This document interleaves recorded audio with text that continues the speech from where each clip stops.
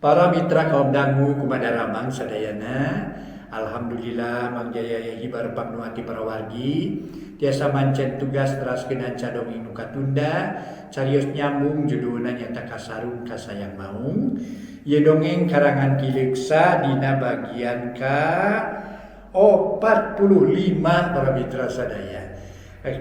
Kileksa bagian ke 45. Mangjaya ngaturkeun nuhun mugi-mugi urang salamina dina kawilujengan atuh dongeng-dongeng ti Mangjaya official tiasa dianggo hiburan pangbeberahmana. Ai basa Sunda para mitra benten cakakak seuri cikikik seuri sareng para mitra kai seuri benten tilu bacet teh para mitra kai seuri ai cakakak itu para wargi ai cikikik cikikik seuri para mitra. Aduh, jika kunti. aduh. Eta bahasa Sundanya para wargi. Aduh, mangga atuh nyangakeun bae. Carios nyambung judulna kasarung kasayang maung. Karangan kileksa ti karaos ayeuna nincak bagian ke-45. Mangjaya sapara kanca ti Mangjaya official ngaturkeun nuhun, mugi-mugi urang salamina dina ginanjar kawilujengan. Manganyangakeun wilujeng ngadangukeun.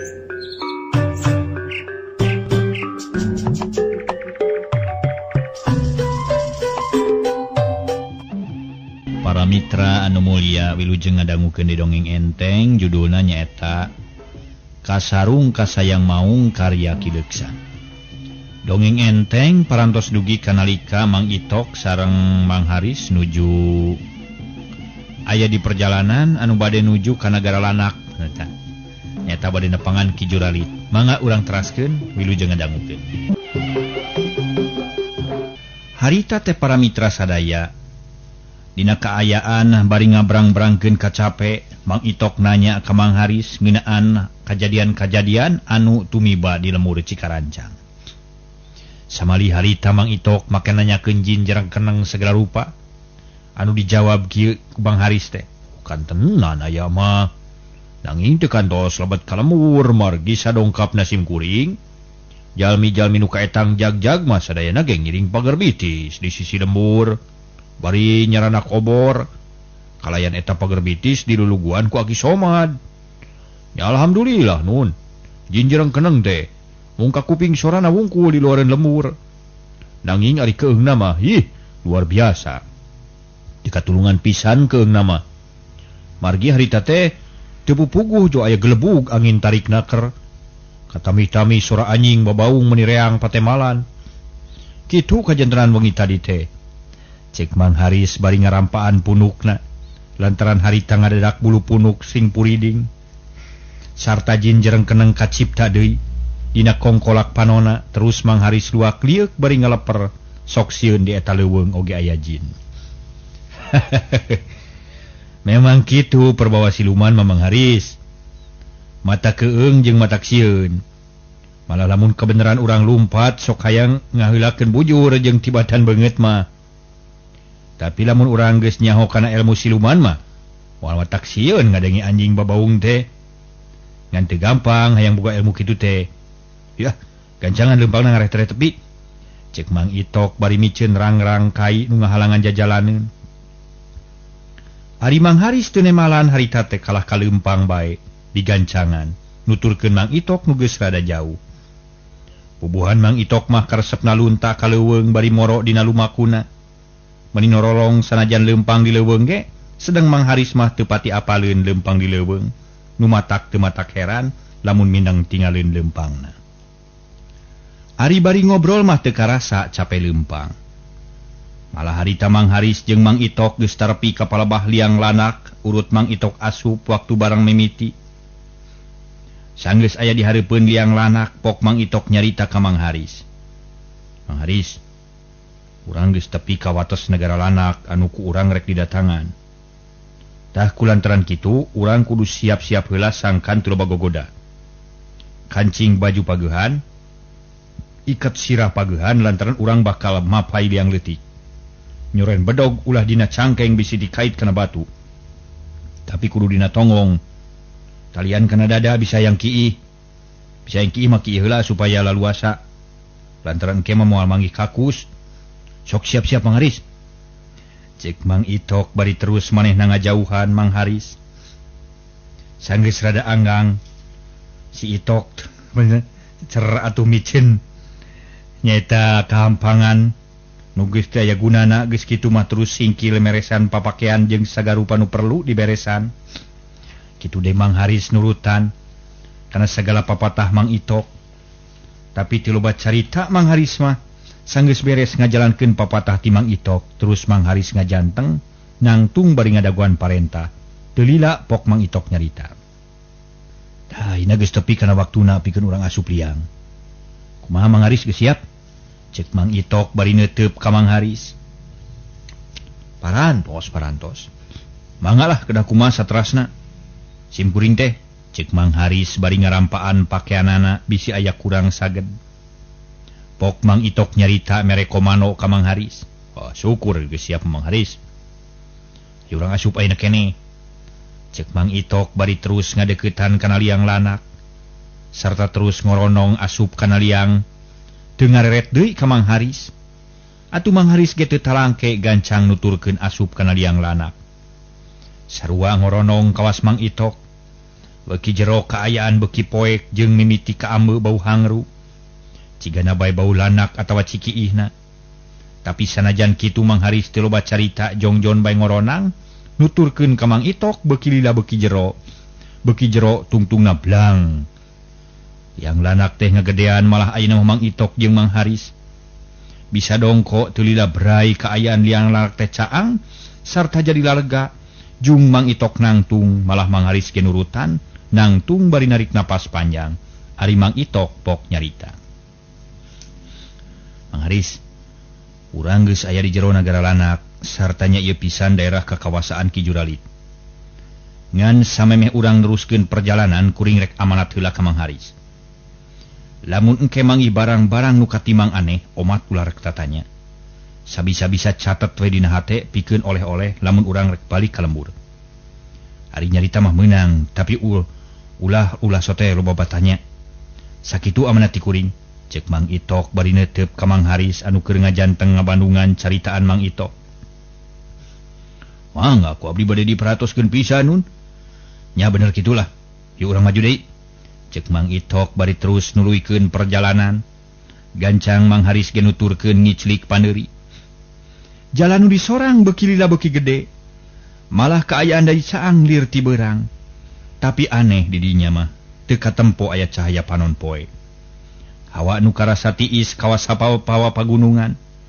Tapi teu karasa aya angin sakabeh dangdaunan caricing bae tayun oyag teu beda jeung kaayaan dina gamar. Sanggeus rada lila saeutik srog Mang Itok jeung Mang Haris. Tarpi ka hiji lembur jalan-jalan leutik menibut bat lalempeng pikaresepeun. Dikenca jeung katuhueun jalan loba imah anu hateupna ku euri. Tihang ku abi surat. Sanajan geus aya puluhna imah nu kaliwat, can manggih manusia hiji-hiji acan. Kaayaan sepi jempling rehe comrek kawas di lemur kosong. Barang anjog ka jalan ngolecer. Reg Mang Itok eureun heula terus rarat-reret jiga anu diteangan. Sarta unggal jalan imeut di tempoan. Mang Haris sarua ngilu eureun harita teh. Malah terus pipilueun rarat-reret nurutan Mang Itok. Disangkana ku Mang Haris mah kalakuan Mang Itok teh ngarupakeun hiji isyarat nu kudu dilaksanakeun lamun lunta kana nagara lanak. Ari Mang Itok harita pok nyarita. Ke Mang Haris. Ke kuring da salinglung ayeuna ye. Lantaran bareto mah di dieu teh aya parapatan. Tapi ayeuna bet jadi jalan ngolecernya. Ari jalan nu hiji ka mana nya? Cek Mang Itok bari tetep rarat-reret nempoan sakuriling eta tempat. Terus napelkeun curug dina tarang bari nginget-nginget jalan nu bareto katincak ku manehna. Ari Mang Haris sanajan ngadenge Mang Itok nanya ku maneh. Ka manehna ge teu ditemalan da puguh teu nyahoeun. Lantaran nincak kadinya teh kakara harita. Teu lila pok Mang Itok nyarita deui. Wah. Tetela salah tincak urang teh Mang Haris. Ieu urang balik deui ka belah ditu ah. Cek Mang Itok bari nunjuk ka hiji tempat. Teu nyahoeun kaler kidulna di nagara lanak mah. Da teu paruguh lantaran teu aya tanda-tandana. Ari Mang Haris pok ngajawab. Umah ngiringan we sim kuring mah. Margi rumaos teh terang kaler kidul di dieu mah jalaran namanya pisan nganjang ka nagara siluman teh. Cek Mang Haris bari terus nuturkeun Mang Itok. Nu harita geus leumpang muru ka palebah nu ditunjuk teh. Atuh bra Mang Itok jeung Mang Haris laleumpang deui. Neangan jalan nu dianggap bener ku Mang Itok, ari sabab jalan nu tadi masalah cenah. Cek Mang Itok oge. Sanggeus rada jauh leumpangna beras ka hiji parapatan nu jauh ka lembur. Malah palebah dinya jalan teh barala siga teu kaurus. Reg Mang Itok eureun leumpangna bari pok nyarita. Tah, kasalahan teh mimitina ti dieu ye Mang Haris ye. Sakuduna urang teh nincak jalan nu eta tah. Hari tiari ka ditu tuh, ieu urang ini teh ya. Cek Mang Itok terus nuluykeun deui lalampahanana mapai jalan nu ditunjuk ku manehanana keneh. Mang Haris teu kaburu ngajawab lantaran Mang Itok jiga ngomong sorangan. Estu teu malirek ka Mang Haris. Atuh Mang Haris tengan saukur bisa nutur-nutur bae jadi buntut. Teu lila antarana Mang Itok jeung Mang Haris geus tarepi deui ka hiji tempat nu aya jalan ngolecer. Reg Mang Itok eureun leumpangna terus rarat-reret kawas tadi. Barang breh kebeg Mang Itok meninga gebeg satakar kebek lantaran teteh lapisan tempat eta nu tadi kene. Leng. Mang Itok ngahuleng bari ngajanteng di tengah jalan. Barang nempo Mang Itok ngahuleng Mang Haris geriwaseun. Rai bulu punukna ting puriding teu pupuguh sarta pok ngomong sajeroning hatena. Cilaka 12 lamun Mang Itok linglung teh. Kumaha lamun aing teu bisa balik deui. Ieu mah aya we pikiraneun teh. Ceuk Mang Haris bari ngusap beungeut siga nu bingung. Ari Mang Itok sanggeus ngahulang sakedeung pok nyarita. Haris, lah. Cilaka urang teh kasarung teu nyaho jalan ye. Lantaran tadi teh asa geus ngaliwat ka dieu. Tapi nah ayeuna los-los ka dieu deui nya. Aduh, ka eueuh manusa tanyakeun di dieu teh lah. Kasana nyakeun ye jalan teh ye. Cek Mang Itok bari gek diuk dina batu nu kabeneran aya di dinya. Teu lila pok Mang Haris nyarita. Da kumaha tu urang teh nun dupi kapungkur ka palih mana jalan teh Mang Itok? Cek Mang Haris bari ngilu diuk. Ari bareto mah kalebah dinya jalan teh tah. Tapi di dieu teh dalin jalan ngolecer parapatan. Jadi jalan anu di dieu teh eueuh hiji, teh ka mana kuring teu ngarti ye. Ari kieu mah ye. Jawab Mang Itok jiga nu ponok pangharepan. Jep teh nu nyarita deui duanana. Ngarasa bingung teu nyaho naon kudu dipilampah. Meunang sajongjongan mah ngajarentul we sisi jalan bari ngaharuleng jiga nu pireu. Para mitra. Mang Itok jeung Mang Haris harita teh aya di jero lembur tapi teu ngadenge nanaon. Biasana ari di jero lembur teh sanajan teu aya jelema oge. Sora hayam-hayam wae mah kudu aya. Tapi ieu mah nu disebut jempling teh estu teu kadenge sora angin-angin acan. Barang keur ngaharuleng bari nangkep tuur kurunyung aya hiji aki-aki nyampeurkeun ka Mang Itok jeung ka Mang Haris. Ari nu pangheulana nempo Mang Haris. Lantaran Mang Itok mah keur ngeluk tungkul jiga nu kacida bingungna, gancang Mang Haris ngabejaan ka Mang Itok. Mang Itok, aing sumping ka dieu tuh. Cek Mang Haris bari noel kana leungeun Mang Itok. Ari Mang Itok jung nyengkatkeun sirahna lalaunan terus nanya ka Mang Haris. Mana Mang Haris? Kolot tawa budak. Cek Mang Itok bari culang cileung nempo anu datang. Ari Mang Haris can kaburu ngajawab lantaran Mang Itok kaburu nyarita ngabagiakeun anu datang. Uluh, haturan milujeng teu pangki. Kumaha mangki? Cek Mang Itok bari jung nangtung terus nyolongkrong ngunjungan ka hiji sepuh nu tayalian iwati Ki Juralit. Pok Ki Juralit ngajawab. Hehehe, haturan Jang Itok. Aki teh aya berkah dina danget ieu mah. Teu karasa naon-naon ujang. Tapi sabalikna Jang Itok cager. Cek Aki Juralit bari nampanan leungeun Mang Itok. Mang Itok gancang ngajawab bari neuteub ka Aki Juralit. Aya hibar bang nu ati sadayana abdi ge Ki teu kirang sawios-wios dina waktos ieu mah. Duh. Hatur nuhun Ki lah. Enga-enga sumping nepangan ka abdi. Pamito engal ka penak malah duka kumaha jantena abdi teh. Rumaos abdi teh parantos limpeuran Ki. Cek Mang Itok nyaritana. bangun anu gumbira. Ayeuna mah lantaran asa dijait tina jurang kasieun ku datangna Ki Juralit. Ari Ki Juralit can waka nyarita deui kala kamu relang neuteup ka Mang Haris. Sanggeus rada lila kakara nyarita deui. Hehe, nah make nyarita kitu ujang itok. Katali mang meureun ujang teh nya. Hehe, heueuh keun bae sakitu mah lah. Tung-itung latihan leumpang we ngarah apal pisan. Ke. Ari ieu saurang deui saha jang itok asa kakara tepung jeung aki mah. Cek Ki Juralit bari nunjuk ka Mang Haris, gancang ku Mang Haris dijawab. Sun, abdi teh pun Haris aki mangga we bade nepangkeun ka salira aki. Sareng hatur nuhun abdi parantos ditepangkeun. Ceuk Mang Haris bari solongkrong munjungan ka Ki Juralit harita teh. Atugap ku Ki Juralit ditampanan bari pok nyarita ka Mang Haris. Heuh, syukur ujang. Katarima pangabakti jang Haris ku aki. Taina aki rek nanya ka jang itok. Rek kamarana nu sabenerna ujang duaan teh. Nah aku naon los-los ka dieu segala rupa.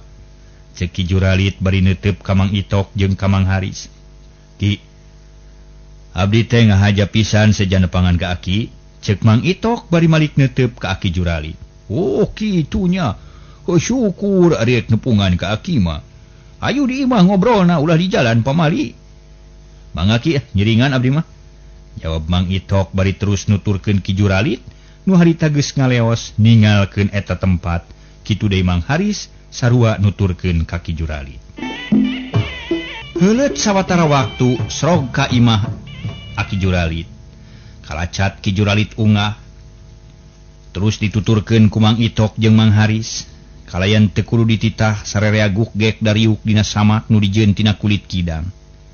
Lantaran di kerajaan lanak mah teu bogaeun korsi, sanggeus sarerea diuk kalayan tarapti pok Ki Juralit mimiti muka carita. Yang Itok, aki teh ngarasa atoh kadatangan ku ujang teh. Lantaran asa di aku baraya ku Jang Itok, khususna ku urang umat manusia kitu tah. Tapi sajeroning bungah teh aki teh ngarasa reuwas. Lantaran kadatangan ku Jang Itok teh teu karana aya beja heula, teu karana aya bewara heula. Tah kulantaran kitu sameme ngobrol, ngaler ngidul nyacapkeun ka sono. Aki rek tumanya heula ka Jang Itok. Naon pamaksudan ujang pangna datang nepungan ka aki? Nangan sakadarek silaturahmi wungkul atawa aya perlu penting ujang? Cik buru-buru jawab. Ngarah urang jongjon ngobrol. Cek Ki Juralit bari ngajemprak sila ipis panoneuteub seukeut ka Mang Itok. Atur nuhun Ki. Abdi enggal-enggal diparios, dupi nu dimaksad teh ku abdi teh kahiji. Etang-etang silaturahmi ngaturkeun salam sono ti abdi sakulawarga. Atuh kadua perkawis dina kasempatan ieu abdi teh sakantenan sejang ngahaturkeun nuhun nu tayah hinggana ka salira aki. Anu mana aki parantos masihan pepeling sareng pituduh dugeg-dugih ka abdi tiasa salamet tina kasarakahan Basuri.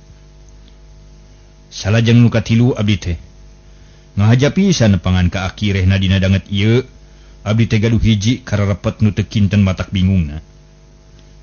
Dupi nu dimaksad teh masih kena epatula patalina sareng parkara ti payun. Mumusuhan antawis abdi sareng Basuri teh janten kapapanjangan. Sarta buntutna janten meulit ka jalmi nu sanes. Raja Siluman Buta Hejo nu janten pamuntangan Basuri teh ngabarerang ka urang lemur Cikarancang Ki. Kalayan mamalana dina danget ieu nuju tumiba ka jalmi-jalmi urang lemur Cikarancang, terutama murang kali.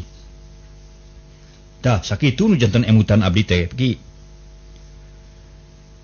Cek Mang Itok nyarita daria pisan.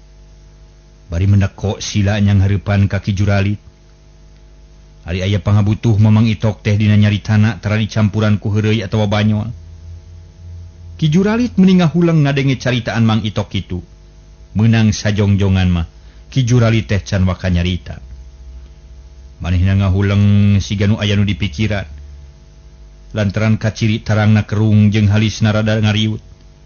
Sanggeus rada lila kakara Ki Juralit nyarita deui bari ungut-ungutan. Jang Itok, caritaan Jang Itok nu bieu teh ku aki kaharti Jang Itok. Kaharti pisan malah mah.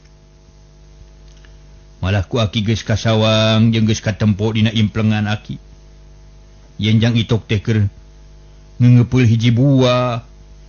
Eta buah teh lamun ceuk lalakon pawayangan mah buah si malakama. Tapi untung jang itok buru-buru datang ke aki. Keun ulah jadi pikiran nu kitu mah jang itok. Sabab aki nu bakal nulungan ye. Tak ayeuna aki hayangnya heula kana naon-naon nu geus kaalaman ku jang itok. Sok caritakeun ka aki ulah dipining-pining ulah disinang siloka. Cek Ki Juralit bari rutret ka Mang Itok jeung ka Mang Haris. Ari Mang Haris sajeroni ngabandungan anu ngobrol teh gawena rarat-reret we nempoan kaayaan di eta imah. Lantaran sagala rupa matak heran pikeun Mang Haris. Bilik imah jeung lalangit barang disidik-sidik bet jiga sarua. Teu katempo pangerep teu aya pamikul malah teu kaciri aya cemped. Ari di dapur kaciri ngaharunyud rupa-rupa dangdaunan sajabati kitu imah Ki Juralit sakitu gedena teu aya janelaan malah pantogengan hiji. Tapi sanajan sakumaha helokna ge Mang Haris teu wanian geruh. Jongjon bae diuk digireun Mang Itok bari bulu punuk rada ting puriding. Teu lila pok Mang Itok nyarita ngajawab pertanyaan Ki Juralit. Aki, saupami aki kersa nulungan deui kana kasusah abdi sateu acan abdi teu kinten ngaraos bingah. Cek paripaos teh mak sakagunturan madu ka urugan menyan putih. Hartos nama abdi aya dina sagara kabagjaan. Kalayan teu hilap abdi ngaturkeun nuhun kana kasayan manah aki. Tah kumargi kitu abdi teh ngaraos kahutangan budi ku aki. Sarta minangka tawis hormati abdi, sadaya pamunuti aki bade ditedunan ku abdi. Mangga geura bandungan Ki. Abdi bade ngadadarkeun sadaya pengalaman nu parantos karanapan ku abdi. Cek Mang Itok bari darak-dak nyaritakeun pangalamanana. Kulantaran Ki Juralit teh para mitra, ku Mang Itok dianggap hiji kolot nu perlu dipikolot. Dina nyaritakeun pangalaman teh estu satarabasna. Teu aya nu dikilungan sumawona ngabohong. Sabab cek pamikir Mang Itok, ngabohong ka Ki Juralit teh taya hartina. Mang Haris nu tita tadi teu ngilu nyarita barang ngadenge dongeng lalakon Mang Itok meuni curing hak. Lantaran hiji kasempatan nu hade pikeun Mang Haris mah bisa ngadengekeun lalakon Mang Itok nu sabenerna. Kalayan langsung ti jalmana pribadi estu kadenge ku ceuli sorangan. Cek paribasa mah teu nginjem ceuli teu nginjem mata. Sagala rupa kasaksian ku sorangan. Jadi lumayan boga keur dongengkeun ke anak incu sanggeus tamat nyaritakeun pangalaman. Terus Mang Itok mungkas omonganana. Tah kitu lalakon nu karanapan ku abdi teh Ki. Sagala rupi nu parantos disanggem keun eme teh estu leres-leres kajantenan sanes dijeunan abdi Ki. Dupi salajengna abdi bade ngawangsulan di perkawis nu ti payun nyaeta abdi teh saja nyuhunkeun senjata pitulung. Senja nuhunkeun bantuan sareng pitulung ti aki. Kumaha tiasa atanapi henteu Ki? Cek Mang Itok nanyakeun ka Ki Juralit. Tina perkara nu pokok lantaran Ki Juralit can nyebutkeun kalayan jelas. Nah bisa mere cucuk lanak bodas atawa teu bisa. Ngadenge pertanyaan Mang Itok caka ka Ki Juralit seuri sarta pok nyarita ka Mang Itok. Hehehe. Si Ujang mah sok utara sabar ari boga kahayang teh meuni kudu pokpek. Ulah salempang perkara eta mah Jang Itok. Ku aki tangtu bakal dibere hiji deui. Tapi pikeun ka hareupna moal bisa mere deui aki teh. Sabab ari minang-minang teh mah beak mun Ujang. Ku aki bakal dibere deui tapi samemeh aki rek mere heula pepeling ka Jang Itok. Lamun Jang Itok masih keneh betah hirup di alam rame, omat ulah rek datang ka lemur Cikarancang. Ari sabab bisa kuriling eta lemur geus dijaga ku rakyat jin jareng keneng sobat dalit Prabu Anom Lokawisesa. Sok sanajan Jang Itok bakal bisa ngelehkeun eta makhluk ge, moal bisa terus-terusan lantaran rakyat jin kacidalobana. Jadi lamun neka dilawan teh Jang Itok bakal payah alatan beak tanaga tah sakitu pepeling ti aki mah. Ari perkara piubareun urang Cikarancang mah bikeun wae ka Jang Haris. Aduh. Hatur nuhun atuh kitang tos ku adi bakal diperhatoskeun pisan. Nanging saha atuh salasna jin jarang keneng teh Ki?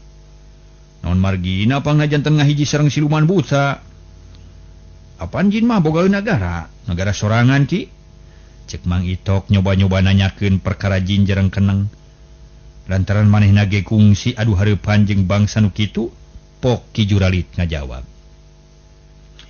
Hi, harigang Itok. Bangsa jin teh lain sarupa wae, tapi aya puluhna rupa.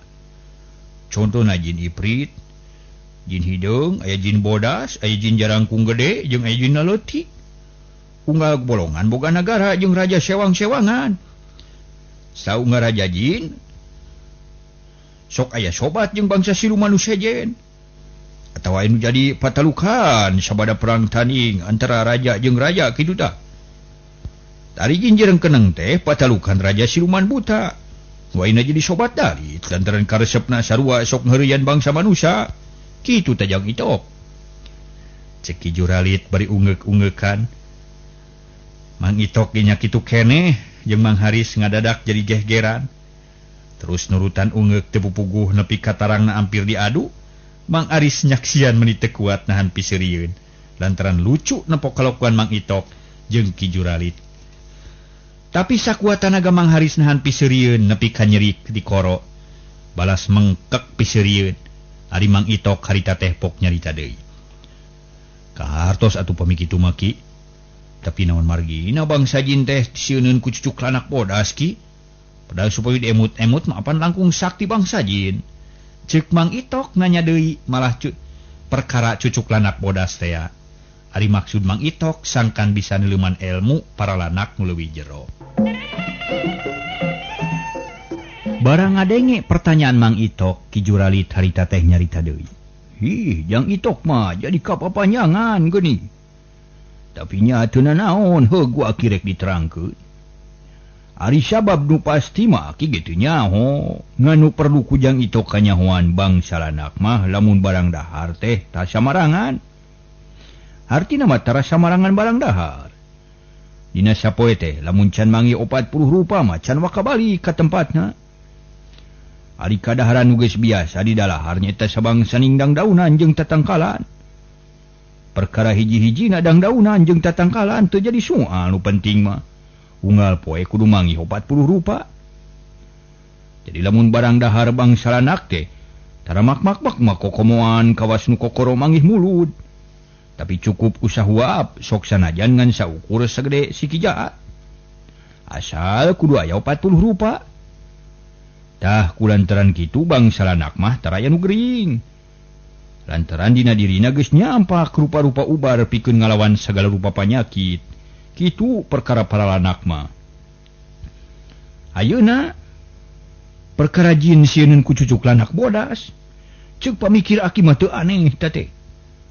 Lantaran ari makhluk nu kumelendang di alam dunya teh teu aya nu unggul. Ceuk pariwasa teh di luhureun langit aya keneh langit. Di luhureun bentang masih keneh aya bentang. Di luhureun nu gagah aya keneh nu leuwih gagah rongka. Lir ibarat besi sieuneu jeung cai. Besi boga kagagahan lantaran teuas. Sieuneu boga kagagahan lantaran panas. Cai boga kagagahan lantaran tiis. Eta tilu barang teh sarua gagahna. Tapi lamun besi dibeuleum ku sieuneu bakal hancur. Sieuneu lamun dibanyur ku cai bakal pareung.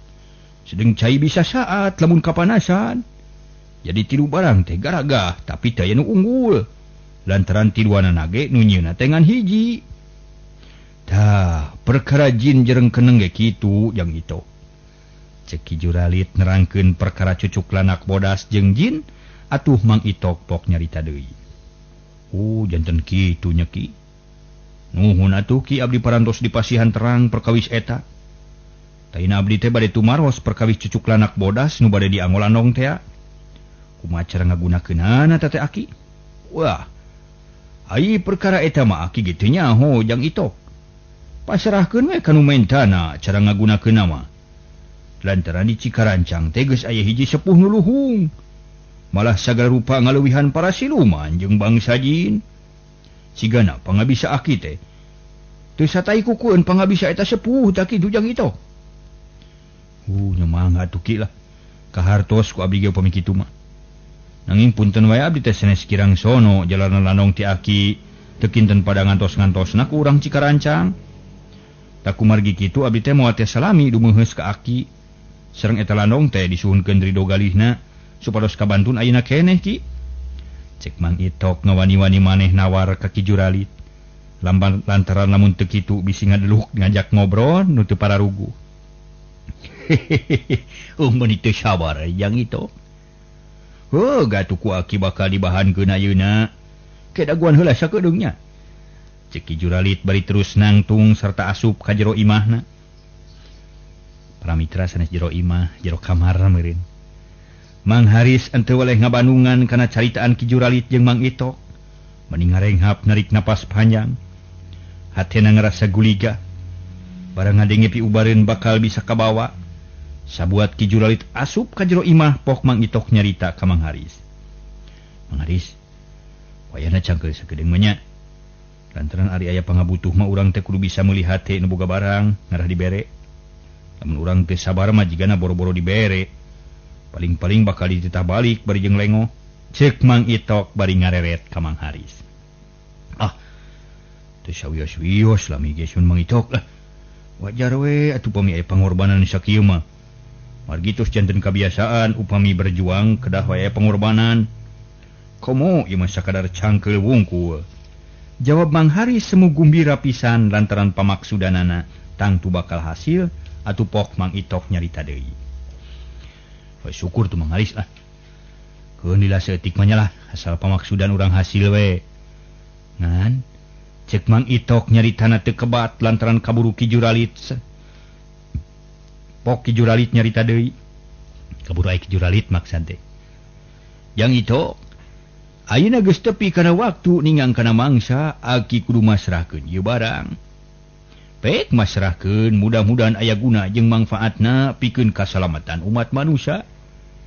Cek Ki Juralit bari song mikeun cucuk lanak bodas ka Mang Itok.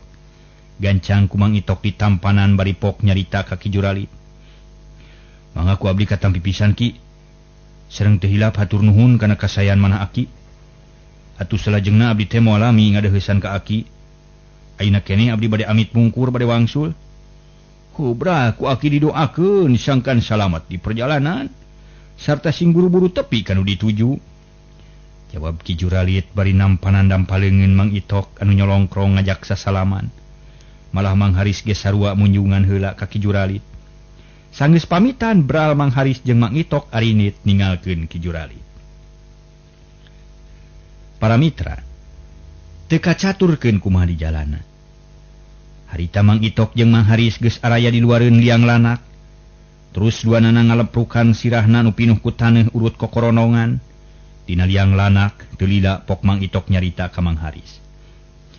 Haris, urang balik ya ah. Ulah lila teuing ye cicing di dieu bisi kaburitan manten. Cek Mang Itok bari terus ngaleos ngamimitian leumpang ninggalkeun eta patempatan. Bari nyebut mangga Mang Haris terus nuturkeun Mang Itok. Atuh bering duanana laleumpang mapai-mapai leuweung ngajugjug ka lemur Cihanjuang. Lumampah ngagerdi gagahna keur bari mawa hate nu bungangah peda hasil anu dimaksud. Sajeroning leumpang. Ku Mang Haris geus kagamarkeun tada teuing barunahna sapeungeusi lemur Cikarancang. Sapapanjang jalan Mang Haris gengan ngocomang we ngomong jeroning hatena. Ngawawaas nu bakal kajadian lamun geus tepi ka lemurna. Liang irung menirebeh bakat ku ngarasa bungah jeung sugema. Lantaran sajabati bisa menangkeun cucuk lanak bodas teh, bisa nyaho ka nagara lanak. Sedang Mang Itok leumpangna jongjon teu galider, malah teu ngomong-ngomong acan, paling-paling kukulutu sorangan, lamun kabeneran sukuna nincak cucuk, buah saninten. Gancangna carita para mitra. Kirawan ci tengah poe Mang Itok jeung Mang Haris geus tarpi ka lemur, nyata ka Cihanjuang. Datang-datang sup Mang Itok unggah ka imahna, nu kabeneran panto muka. Lantaran aya si kulup keur ulin sorangan dina golodog. Kitu de Mang Haris harita teh geus diuk pahareup-hareup jeung Mang Itok. Teu lila pok Mang Itok nanya ka si kulup anu keur ngadodorong rorodaan tina golodog. Ujang ka mana Rimah Jang? Susulan juk Bapak datang gitu. Buru-buru balik ye lantaran aya tamu kitu nya. Cek Mang Itok bari berai muka baju. Terus dipakai nyusutan kesang nu masihan beungeut jeung dada. Anakna pok ngajawab. Bade teu kudu disusulan mama pak. Lantaran tadi teh aya di goa keur ngome beas jeung pare. Ari uing mah rek ngilu ulin kalah kali polototan ku mah majarkeun teh. Budak lalaki ulah ulin di goa pamali cenah. Jeung we susulan ku bapa uing mah kapalang keur ngakutan geusik. Cek anakna bari terus ngadorong deui rodaan dina golodog. Sungut teu daek jempe niru-niru suara roda nu keur maju. Ari Mang Itok pok nyarita deui. Boga anak teh ngalah ka bapanya. Badegong jeung hayang menang sorangan. Mun kieu mah kapaksa tu bapa kudu ngilehan sorangan. Kedaguan sagedeung Mang Haris. Cek Mang Itok jeung nangtung terus ngaleos ka dapur. Barang serog ka sampak bilani keur nyadiakeun cai keur nyuguhan sema. Nempok kitu pok Mang Itok nyarita ka pamajikanana bari nangtung di lawang. Boga naon euy? Rek nyuguhan sema teh? Boga cai teh jeung si pancau nangka. Rek disuguhan ka rek disuguhkeun ka sema jeung ka Kang Itok. Kebeneran Kang Itok ka dieu. Sakalian pangmawakeun ka hareup atuh. Cek bilani bari nyodorkeun baki. Nuges disai dieusi cai jeung seupan cau nangka. Ari Mang Itok colohok di titah nyuguhan sema pok nyarita bari nampanan baki. Namun kieu nu nyuguhan sema teh lain maneh atuh tapi kami keneh we meureun nya. Kadung dek di titah nyusulan ku lah sikulup nu kitu teh mah. Tapi teu naon kita. Ceuk Mang Itok terus mayang baki nu pinuh ku susugu. Sanggeus nepi ka hareupeun Mang Haris pok nyarita bari nuna baki. Walah. Katempuan buntut mau Mang Haris ye. Aduh, ari nu dimaksud rek nyusulan pamajikan. Kalau sakalian dititah nyuguhan sema kuring teh. Sok Mang Haris lah nginum heula teh meh jagjag. Amun geus jagjag jeung reureuh urang neruskeun ngobrol. Cek Mang Itok bari gek diuk dina urut tadi. Kumaha ngatur nuhun Mang Itok? Kaleresan ieu teh kinten hanaangna ye. Ditampi atuh Mang. Cek Mang Haris bari gap kana wadah cai terus diinum. Ari Mang Itok teu nyarita deui harita teh kalah gap deui kana cai. Terus nginum nurutan Mang Haris. Da puguhanaang atuh tas lumaku sakitu jauhna. Mangkaning di imah ki juralit mah teu disuguhan cai-cai acan. Sanggeus rada lila sarengse ngopi. Jeung geus teu karasa capek pok Mang Itok nyarita ka Mang Haris. Mang Haris, sakumaha ceuk papatah ti Ki Juralit? Yen kuring teh teu meunang nincak lemur Cikarancang ayeuna. Tah kulantaran kitu sanajan kuring kacida ngarasa panasaran hayang nyaho kanu keur Katarajang Gering. Kapaksa kuring moal bisa ngalongo ka lemur Cikarancang. Tak kahiji eta nya. Ari kaduana kuring teh kacida ngarasa salempangna. Sok sieun nu keur Katarajang Gering teh teu karuateun nahan lila-lila. Lantaran sakuatna ge barudak moal kawas kolot. Tah kulantaran kitu kuring teh rek ngajurung heula. Ngalaku ka Mang Haris sangkan buru-buru balik ka Cikarancang. Sarta buru-buru pasrahkeun ieu barang ka Aki Somad pikeun dipake ngubaran nu garering. Sarta bejakeun ka Aki Somad jeung ka sakabeh sesepuh urang lemur Cikarancang. Kuring mah moal bisa ngalayad kitu nya. Hampura we lain kuring ngusir ieu atawa teu hayang ngobrol. Tapi kewajiban Mang Haris kudu buru-buru dijalankeun. Salam ti kuring bejakeun kitu nya. Salam sono ka urang Cikarancang jeung ka Aki Somad pangpangna mah. Baraha geura indit kalayan dianung piduana ti kuring. Cek Mang Itok bari masrahkeun cucuk lanak bodas ka Mang Haris. Gancang ku Mang Haris ditampanan bari nyarita bangun ngahlas ngadenge carita Mang Itok. Mang Itok, sim kuring teh teu kinten ngaraos bingahna di pasrahan ieu barang teh. Sim kuring kalayan atas nami pribadi sareng atas nami sadaya warga kampung Cikarancang. Kalintang nganuhunkeunana kana kabelaan Mang Itok ka sim kuring sapara kanca. Atuh saur paripaos teh mah. Estu berat nyuhun berat nanggung berat deui pikeun narimakeunana. Nanging sok sanaos kitu sim kuring teu boleh ngaduakeun ka Mang Itok supados salamina ginanjar kawilujengan. Atuh kangge nutupi hatur ti sim kuring sakali deui. Hatur sewu nuhun laksa ketika bingahan. Kim sim kuring saja amit mungkur ti payunun Mang Itok. Permio sim kuring bade wangsul. Cek Mang Haris bari solongkrong ngunjungan heula. Kamang Itok gap kumang Itok di tampanan bari nyarita deui. Sarua we atuh Mang Haris lah, beragra mangkatnya. Cek Mang Itok bari terus nangtung ngajajabkeun Mang Haris. Nepi kaburuan, ari Mang Haris terus ngagidig balik ningalkeun Mang Itok, nu keur ngajanteng bari neuteub kanu indit. Para mitra sadaya, kacaturkeun Mang Haris nu aya di perjalanan leumpang meuni ngagidig gancang naker. Lengkah panjang ngan teu sirik ngalumpat, kepat meuni buntang banting bakat tingku gancang-gancang ngaleumpang.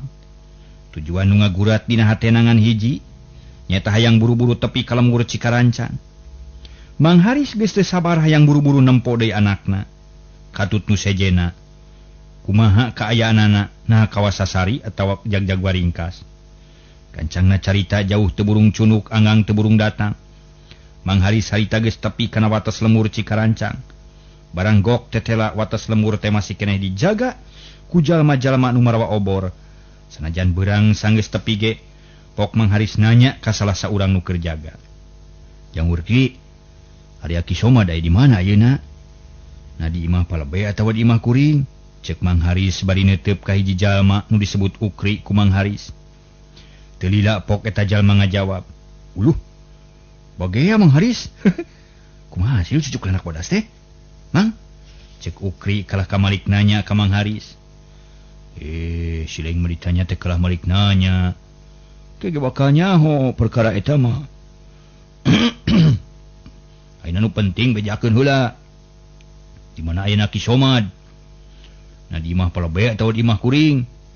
Cek Mang Haris malikan deui pertanyaan lantaran can dijawab ku Ukri. Mohon apunten atuh Mang lah. Kuring teh parantos teu sabar hayang buru-buru terang kana perkara cucuk lanak bodas. Dupi Aki Somad ayeuna nuju aya di bumi palebe. Mangga geura atuh bujeng ka ditu margi salaresna mah kasumpingan Mang Haris teh teu kinten-kinten diantosna pisan ku sadayana. Oh, teu kinten diantos meureun lain teu kinten-kinten diantos kumaha ngomong teh. Sumuhun Mang, hapunten. Cek Ukri bari nunjuk ka palebah imah palebe. Geus kitu Mang Haris teu nyarita deui. Harita keneh ngagidig leumpang ngajugjug ka imah palebe.